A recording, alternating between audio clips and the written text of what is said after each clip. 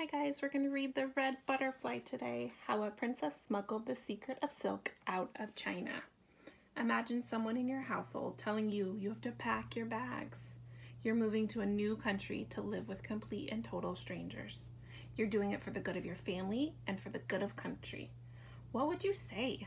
The story I'm going to read is about a girl not much older than you who must obey such a decision.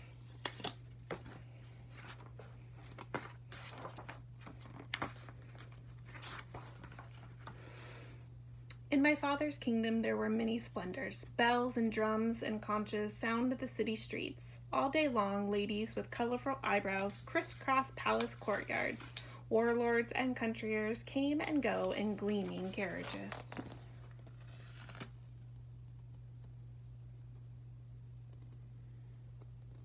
Splendor is going to be an important word in this story. It means great brightness or impressive beauty. I wonder what other impressive beauties we're going to read about. In my night chamber, I remove silver pins and my hair spills onto my gentle maidservant's hands. I watch the bright moon and breathe the breath of peach petals on the wind. I am a child with my hair yet cut across my forehead, but soon I will marry the king of far-off Khotan. The moon will follow you to Khotan, the maid crones, combing my hair back. The moon will remember. Goodbye, pink peach petals. Goodbye, yellow moon.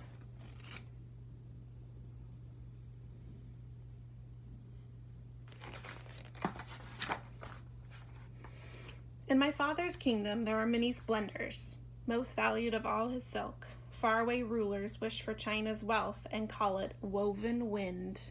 Silk, my red butterfly wings flapping in our people's solemn secret, thousands of moons old, spun by little worms that feeds on the mulberry leaves in father's gardens. While I walk, it whispers, whispers.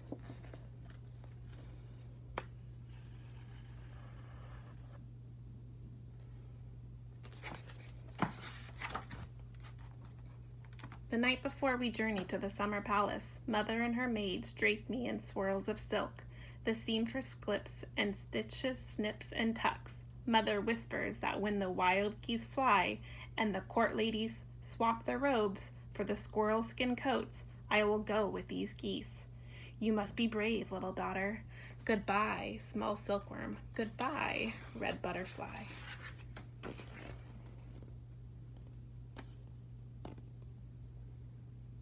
The princess's mother is telling her that she will be married when the court ladies swap their robes for coats.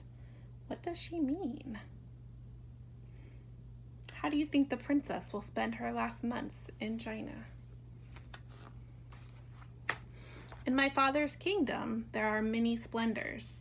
As we cross the wide countryside to the summer palace, sunbeams slice through dark woods, spilling on moss. Monkeys wail in maple groves along the river. Sparrows peck mud from their nests.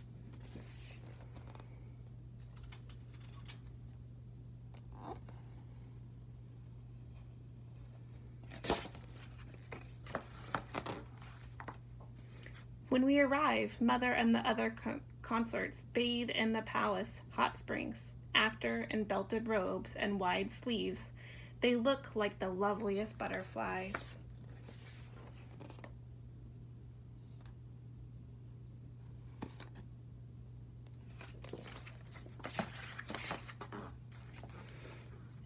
The night court hums with poets. Scroll painters stretch white silk. Men stand with crossed arms, top knots bobbing to watch the dancers.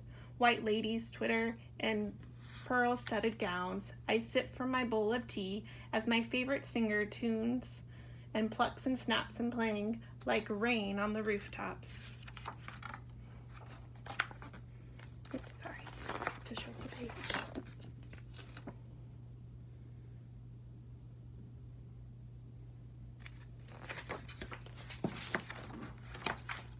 When father returns from the morning hunt, I dare not look at him, though I let my pleading soar. But father, it is not Khotan very far in this dry, hot desert. Your bridegroom rules a green oasis in the sand, my daughter. Grapes sag on the vines, and rivers flow from the Kulan mountains. Camels and caravans pass to the west, bearing bright goods. I do not wish to leave your honored home. I swipe at a tear, stooped under the emperor's gaze, rustling and red silk, rustling. Goodbye, song. Goodbye, sparrows pecking at the mud.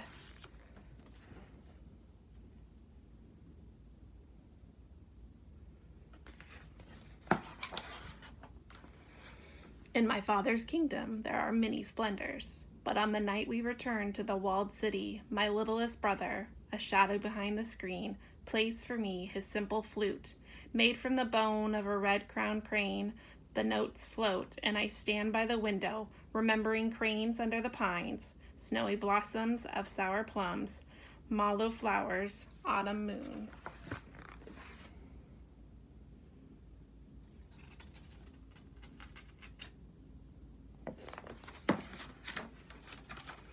What if I pass the mountains and there's only one sand forevermore?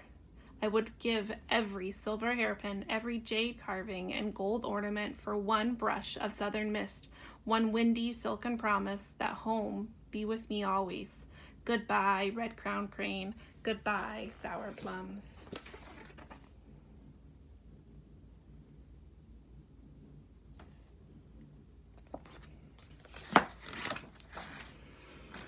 In my father's kingdom there are many splendors. Will it matter so much if I take just one away with me? My maiden servant lowers her eyes. It is a crime. Yet when the wild geese call, she twists and rolls and pins hair like black silk high upon my head. She weaves within little secrets on the wind, tiny worms spinning their busy homes. We hide also the seeds in the mulberry tree. We plant them in the soil for me. The moon will remember, she kisses my forehead. Now go and be a queen. Goodbye, princess.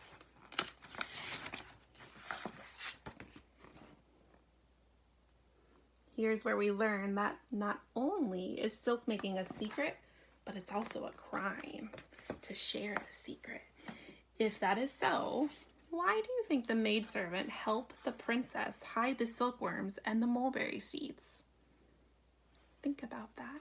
You can pause the video and talk about it with the person next to you, if there is someone next to you reading. With my sedan chair ringed, the matchmakers and lantern bearers, I pray to the gods and our honored ancestors. Father and mother smile, but their smiles dazzle like the sun, and I look away. You can see her here.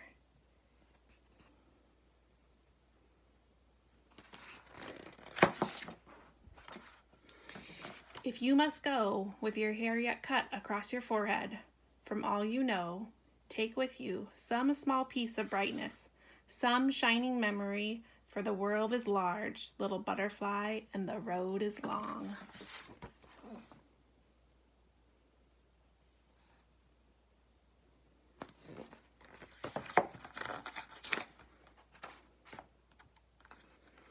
There's an author's note at the back about the Chinese legend of discovering silk 5,000 years ago. So if there's someone with you, I want you to turn and talk to them. What do you think the princess is trying to say? What is the author's message in this book? And how does this story connect to that idea of home? Thanks for reading with me. Bye.